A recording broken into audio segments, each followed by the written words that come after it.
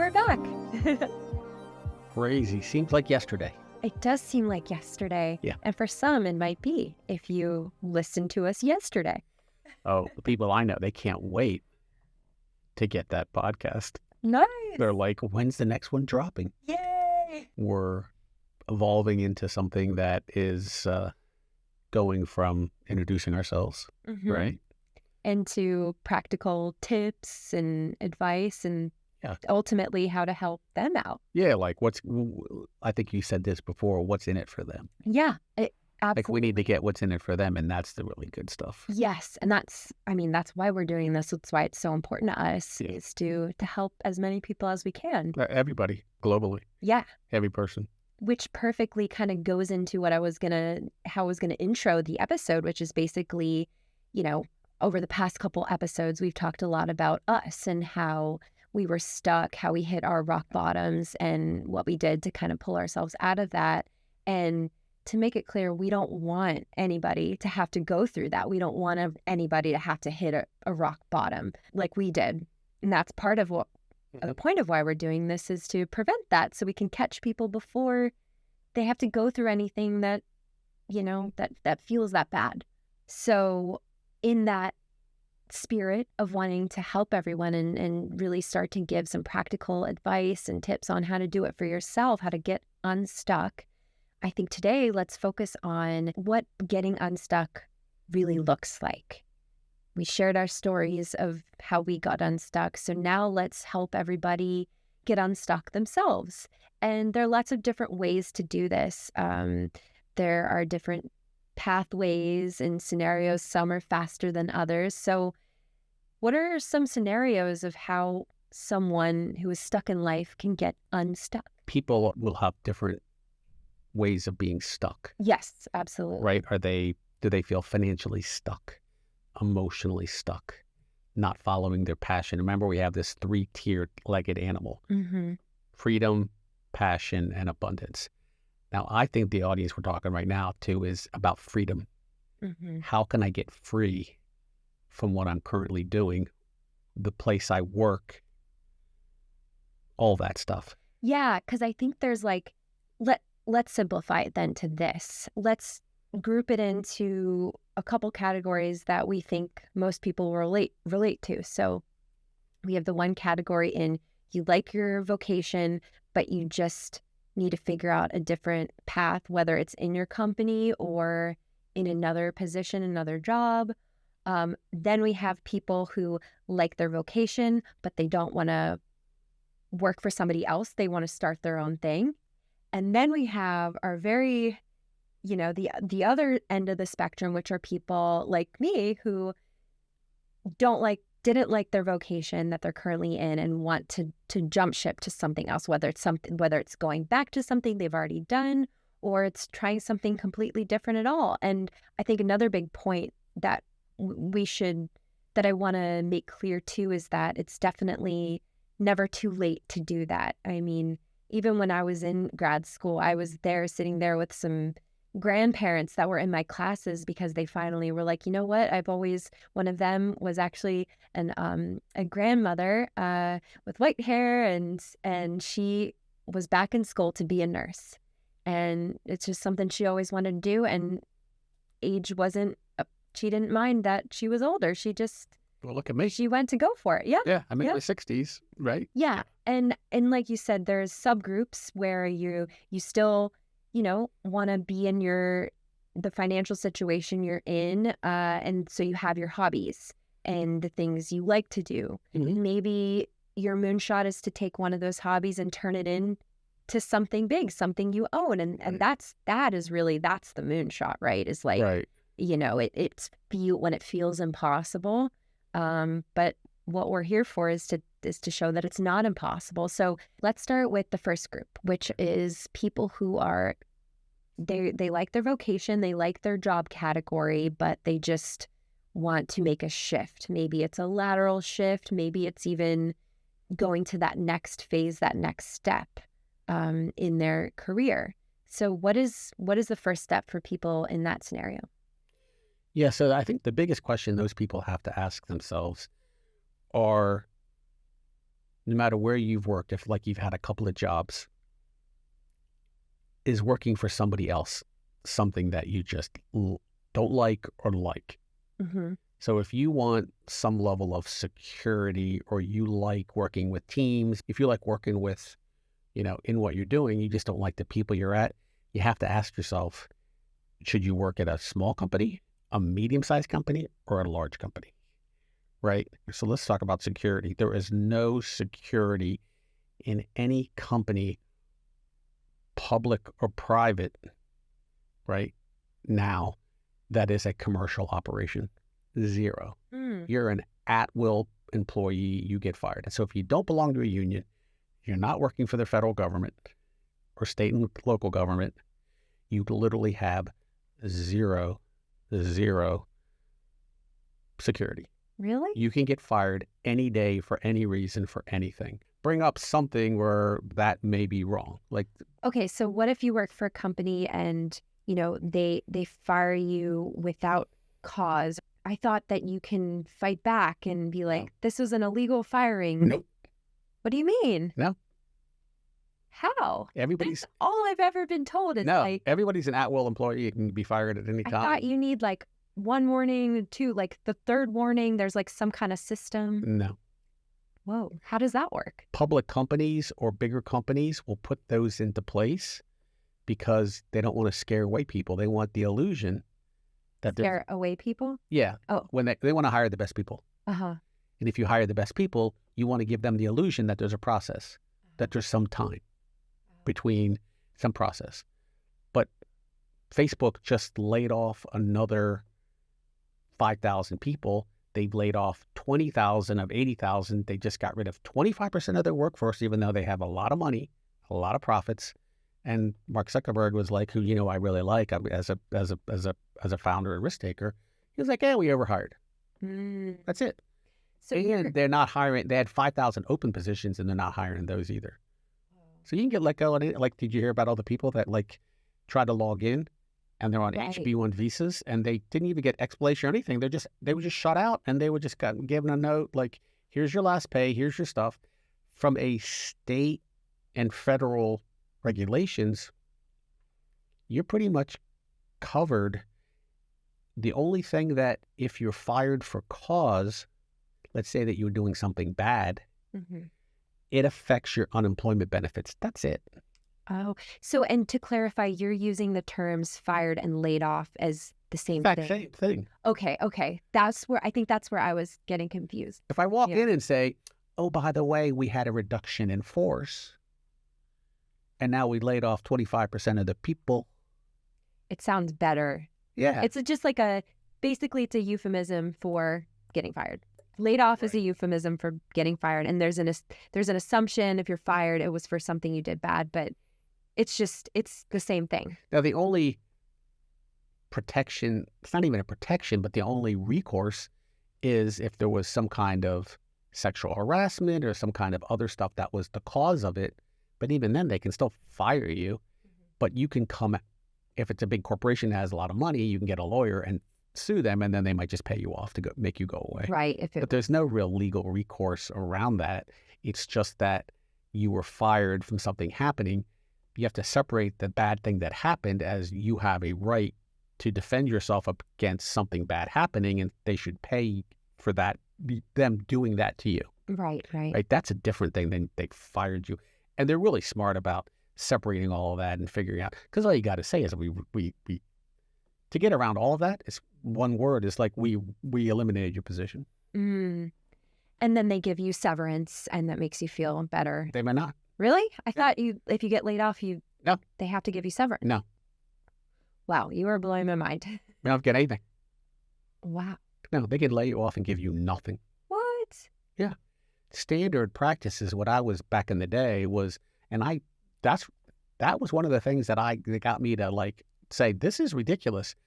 It would take me, if I was like had an $80,000 to $120,000 job back in the late 80s, early 90s, it would take like 3 to 6 months to find a job like that. But if they fired you, they gave you 2 weeks. and they expected you to stay for 2 weeks and do the work for 2 weeks. Yeah, while you're sad crying at your desk. Right. But that's good for them because in 2 weeks they could get all the information and data out of you and then toss you aside. Mm. Like, it's insane. This might be a good time to sneak in asking you, seems like there's a lot of layoffs happening right now. So when everything is good, they overhire.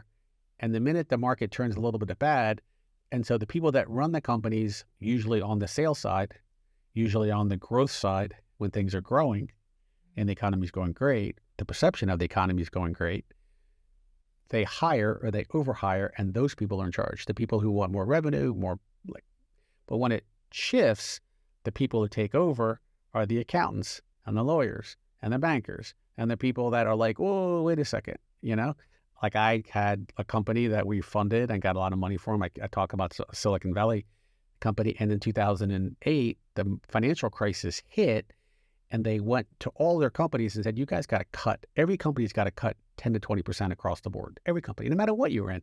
And I was like a CFO for like a year, and I'd helped raise the $25 million. And I was like, you're nuts. So you're basically saying that they're for anyone staying in something they don't like, and they're staying because of job security or financial security, you're saying that that's just an illusion? That's a super illusion. There is no loyalty in corporate America. There is no loyalty in small businesses or anything. It's a family. It's not a family. They can fire you whatever they want. Mm-hmm. Or lay you off. Yeah, the same thing. Yeah. Let go. Let's call it let go. Let go, yeah. You're let go. I can walk in, and because I don't like the way you look, I can let you go, but I'll just like write it up as something else. Right. You got no recourse against that. That's why everybody's so anxious and whacked out. And the minute you buy a house, it makes it worse. Now you're a prisoner to having a job because you have a mortgage, which is an obligation if you rent, like everybody in LA rents. And it's like, that's not a bad thing. Everyone in Europe rents, And people say, oh, I can't make any money if I don't have a house. Well, yeah, if you had a house in 2007 and lost it all, when the market dumped, anytime there's been a correction and the housing prices go down, or you're investing in a bunch of houses, people have lost lots of money. I made a ton of money and then I lost money selling a house. You lose money. It's still a risk. It's right. It seems like things could be taken away at any time, and you might as well look for something that you do love. So group one, if you want to get another job because you just love what you're doing and you just don't want the responsibility of building your own business, that's cool. I respect that. Yeah. If you say, hey, that's a lot of stress, I don't want to do that. A, you're going to devalue yourself. B, you're subject to these changes. And long term, could be a problem. What could be a problem long term? Could be a problem if you were the people that were really good at like driving horse and buggies and then a car came along. Then you got a problem if you didn't change over to the car. Oh, yeah. Right. So like when things happen in wholesale effects, like ChatGPT right now could be getting rid of a lot of different jobs. Like jobs are going away. Wait, quick question. Can you clarify what you mean by wholesale? I think when you say wholesale effects. Yeah. So like when the internet came in, it changed everything. Mm-hmm. A lot of jobs went away. Mm-hmm. If you owned a bookstore, it's hard to have a bookstore. Retail went away. Amazon's destroyed retail. And Netflix got rid of Blockbuster. Blockbuster replaced something else. Movie theaters have changed. So, and it's like musical chairs. It doesn't happen over time. It does happen over time, but like when it changes overnight. It's like musical chairs. So if you're a commodity or you're doing something that is a commodity, even though you have a lot of education and you can be replaced, you're either going to get replaced by the people at your work, or you're going to get replaced by industries changing. So like everybody in any company, you have to think of yourself as your own corporation. And in your own corporation, no matter where you work, whether you own something or you own you in wherever you work, you have your brand, right? Which is the intangibles. What we're talking about, the intangibles. What do I know? What college did I go to? What skill sets do I have? What's my expertise? That's a brand, right? Yeah. Right. Never thought of it that way. right? So if you think of yourself as a brand, you should all day long, every day, look around and say, can I be replaced? And it's the only reason I'm here because they like me. I do a good job. I come and put my 8 hours in. What? Like, that's the lowest level, right? Yeah. You know, then you're a commodity. Then you can be replaced easily. Yeah. So it's You want to become irreplaceable, right? So the person in the first group, to me, has the biggest stuck problem. But if they're, if they figure out, hey, like our advice to them long term and like how we're going to work with them long term is, hey, how can you best not be a commodity? How can we change your brand and create value for you? And in some of the stuff we're going to do, I'm going to give them a financial plan. I'm going to give them a way to value themselves. I'm going to give them a way to say, hey, I'm worth this. How can it increase my value? And how can I find the right place to work so that it maximizes my value? And then how can I make sure that I have enough money that when that wholesale change, those God events, those industry changes happen, that I'm like, okay. Okay. If you're trying to create value in the job and you're trying to decide, should I move to another job? If you're comfortable with not having any security at all, or if security is your concern, probably a bigger company you want to be at. Okay. So if you have if it's a security issue, go to a bigger company. If you want to work in an environment where it's maybe more restrictive around your creativity and the things you can do, but they have more processes to make sure that you don't get abused. Small companies, you can get abused more. Okay. Right? And I'm not talking about like just physical abuse, just like it's a personalities and things like that. Having people wear like too many hats, Right. Overworking them. Bigger companies, the problems are people like they compete. It's very competitive, right? So like the smaller companies aren't as competitive, but a guy can walk in and not like you and fire you. Bigger companies, that's not going to happen, but you can get fired with a bunch of people because they decide, hey, it's easier to fire a bunch of people and we're just going to make these changes because we decided we're not investing in that market. We hired you for that market and that market's dead for us. Like metaverse, Mark Zuckerberg still says, I'm in metaverse, hiring people around that. But let's say it was another business unit you didn't like, boom, that's gone. So you just get, again, it's musical chairs. You played musical chairs, right? There's only so many chairs and everyone thinks, there's an unlimited number of chairs, right? So medium-sized companies, pretty good. Like, I think that's pretty good, right? But if you go to work for, let's say, a long-term public company that's fairly stable, like a Coke or Pepsi or something like that, where there's not as much fluctuations, they're still making money, maybe their stock's not valuing high, they're more like the government, right? They have less changes and it's pretty good to stay there long term. So you'll hear people that have really good careers at places like that, that have a brand, that have something that people like to buy all the time. Like Amazon right now would be a good place to go work. They have less of those fluctuations, Apple, stuff like that. But if you're like small business and the freedom of it, then you're going to be okay with, and then you just keep jumping from job to job. So that's an interesting concept. Something I've never thought about is when you're unhappy in a job, consider the size of your company, to consider moving, either to a larger company, or maybe you don't like your work in a larger company, you feel like you're lost in the masses. Right. Maybe consider going to a smaller company where you can make a bigger impact, where you can have a little more creative freedom and maybe wear more hats. And possibly, if you get to wear more hats, you can discover something that you didn't know you liked in your career. Yeah. So here's when you talk about branding yourself.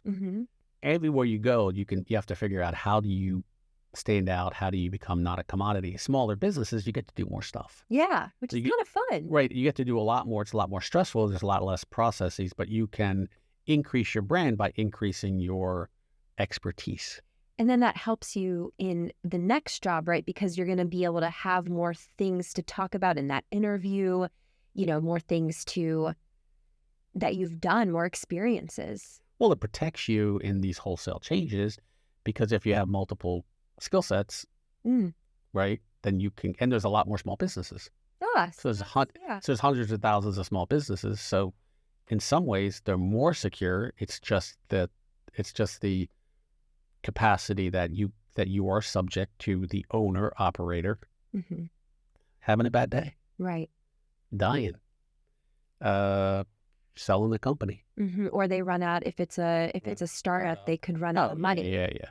If you're in a startup, if you're in a startup, then you should be in that. You should be in it, not for the lottery ticket, but in it as a long-term thing where there's lots of startups and you can move from different startups to different startups. If you're really lucky, then you cash out on a couple and then you get to choose. Yeah. So let's talk about group 2. So Right. group 2, to remind everyone, is they like their vocation, they like their job category, the general category they're in, but they want to change. Well, these are the ones now that want to jump, specifically, they want to jump into owning their own thing.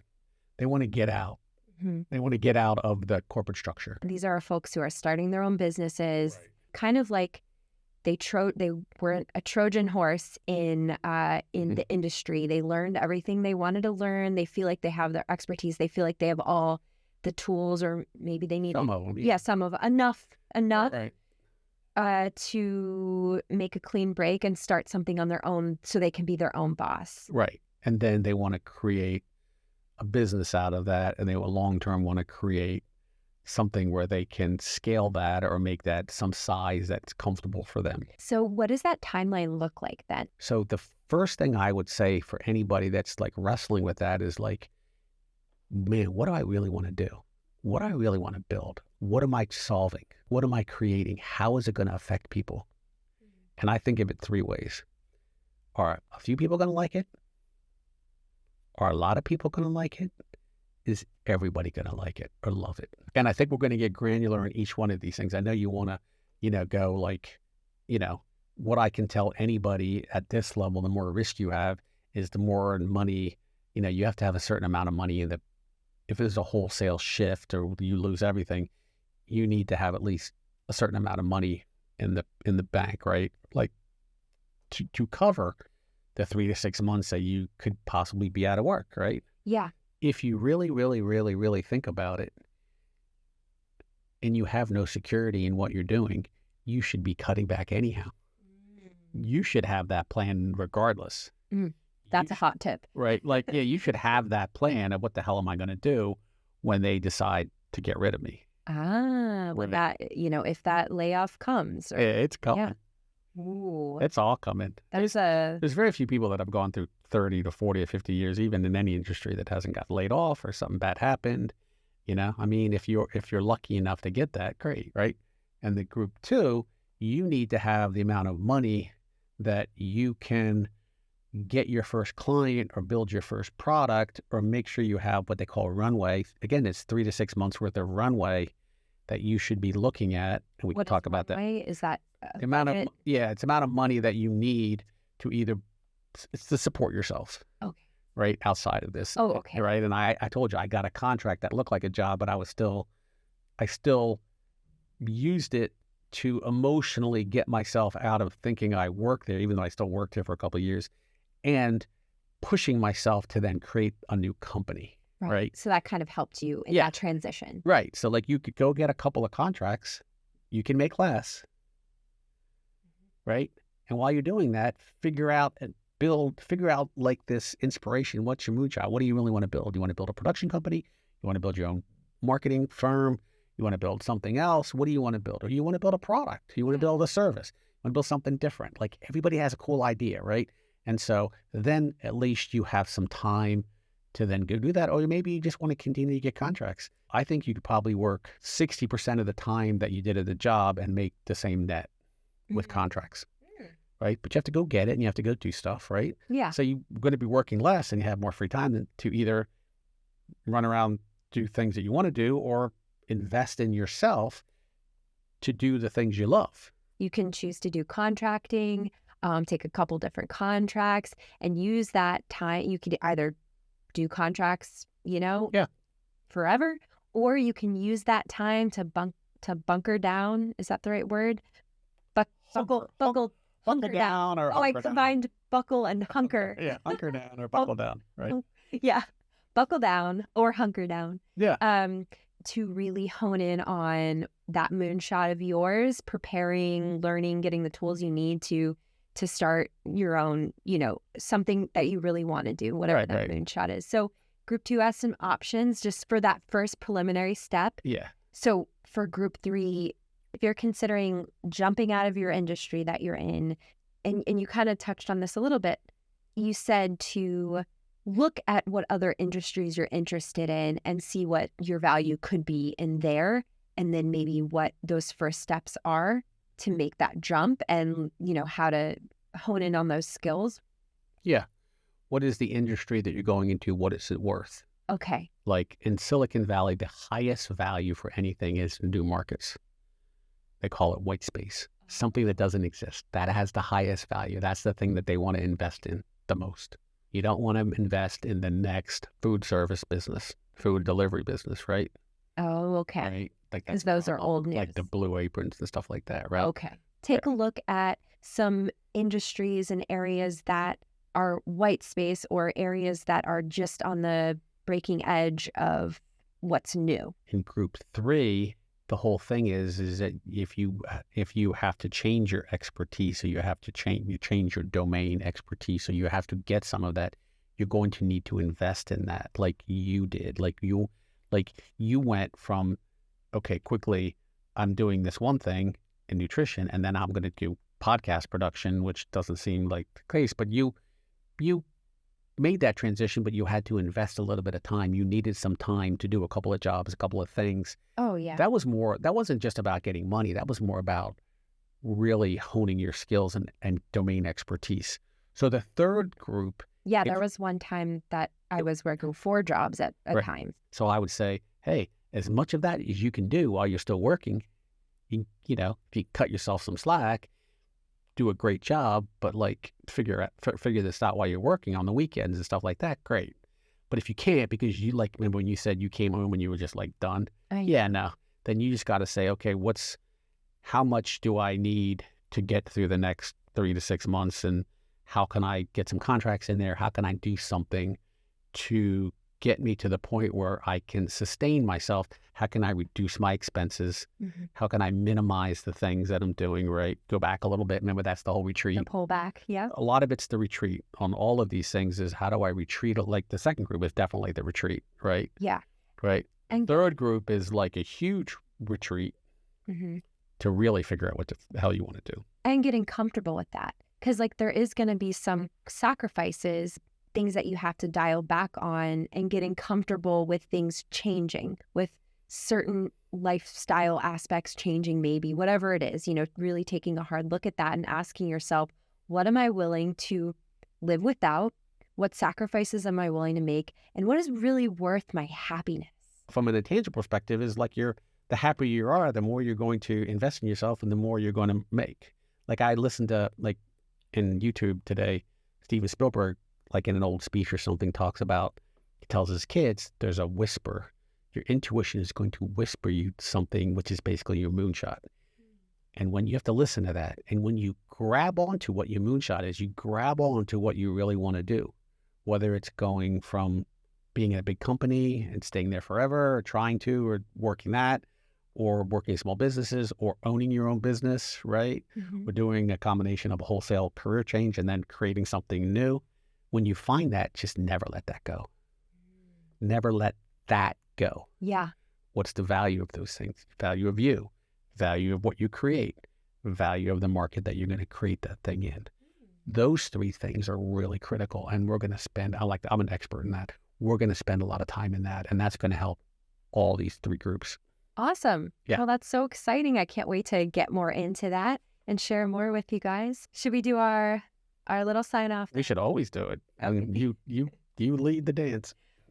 I'm just the pretty face. Exactly. You're the brains, and I'm just the good looks. We got it. We got it. So anyway, this has been Kristen Espinosa, Mark Monica, and this is MoonShooting Mission Control. Signing off.